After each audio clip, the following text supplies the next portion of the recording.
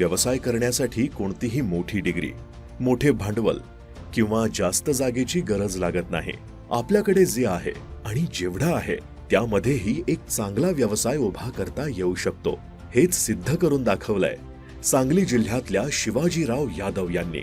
आपल्या शेतीतील वस्तीवरच सुरू केलेला त्यांचा हा भाकरी बनवण्याचा व्यवसाय संपूर्ण सांगली जिल्ह्यात चर्चेचा विषय ठरलाय. त्यांच्या या यशस्वी व्यवसायाबद्दल बोलताना ते सांगतात की मी हा व्यवसाय सुरू करण्याआधी 6 महिने वेगवेगळ्या प्रकारच्या व्यवसायांची माहिती घेतली व एक दिवस YouTube बघत असताना श्रीराम फूड सोल्युशन्स या कंपनीच्या एका भाकरी बनवण्याच्या मशीन बद्दल माहिती मिळाली. मग मी त्यांच्या कोल्हापूर येथील कंपनी आउटलेट मधून ही मशीन घेऊन आलो आणि दुसऱ्याच दिवसापासून व्यवसायाला सुरुवात केली.